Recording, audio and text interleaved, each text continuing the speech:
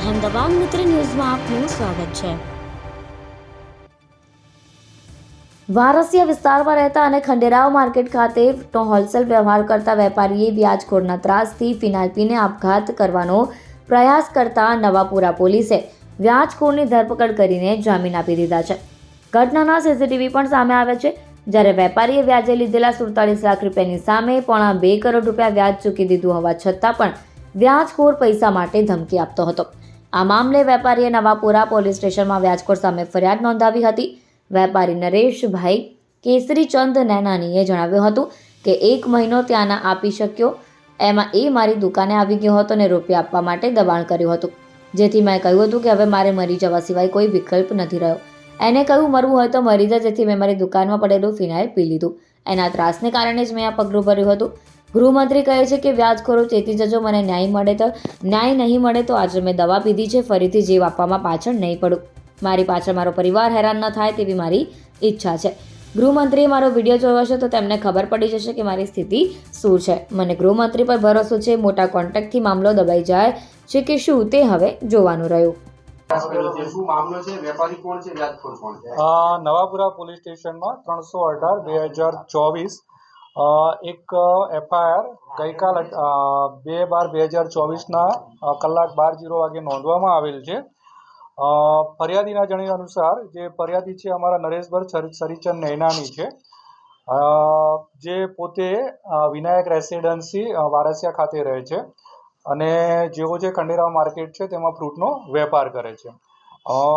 સામેવાળા જે છે એ સંતોષ બાબુ ભાવસાર છે, એ અહીંયા ખંડેરાવ માર્કેટ પાસે જ એમનો વેપાર કરે છે અને જે રાજસ્થાન સોસાયટીના રહેવાસી છે। ફરિયાદીના જણાવ્યા અનુસાર કે તેમણે જે આરોપી છે તેની પાસેથી 2012થી અત્યાર સુધી ટુકડે લગભગ 47 લાખ રૂપિયા જેટલા રકમ છે એ પોતાના ધંધાના કામે લીધેલ છે અને એની સામે અમુક ફિક્સ વ્યાજ નક્કી કરેલ હતું, એ વ્યાજના ટુકડે એમણે ચૂકવેલ છે।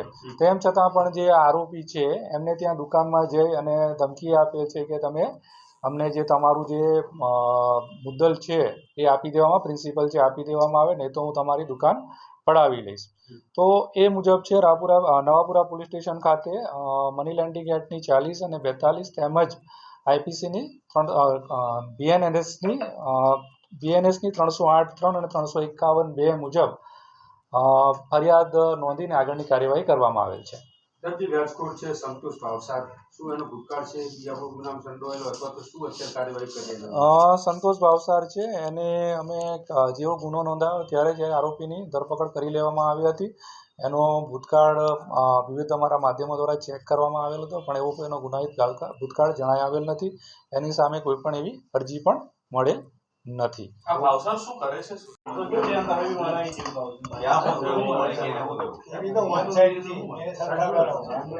અહીંયા બાબુલાલ કોમ્પ્લેક્સ કરીને છે, એ છે, એમાં એમની દુકાનો આવેલી છે, દુકાનો ભાડે આપેલી છે, અમુક એમણે વેચાતી આપેલી છે અને બીજા વ્યવસાય કરે। ફરિયાદી છે જ્યારે મીડિયા સામે આવી એવું કહેતા હતા કે પોલીસ આવીને નિવેદન નોંધી ગઈ, પણ કોઈ કાર્યવાહી પોલીસ કરતી નથી।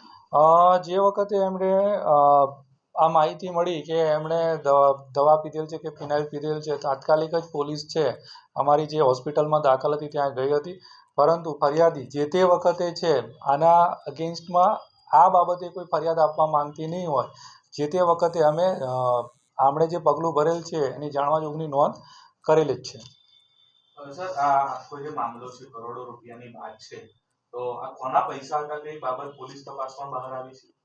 બસ એની તપાસ છે, આરોપીને પકડવામાં આવ્યા છે, પૂછપરછ ચાલુ છે અને એની આગળની કાર્યવાહી ચાલુ છે। આ મોટો વ્યાજખોર છે, વર્ષોથી વ્યાજખોરીનો ધંધો કરે છે, બહુ લોકોના મકાન પડાયા છે એવી વાત પણ આવી રહી છે। હવે આપની પાસે માહિતી હોઈ શકે, પણ અત્યારે સુધીમાં અમને એના વિરુદ્ધમાં બીજી કોઈ સિંગલ અરજી પણ એના વિરુદ્ધમાં મળેલ નથી। એ કાર્યવાહી ચાલુ છે।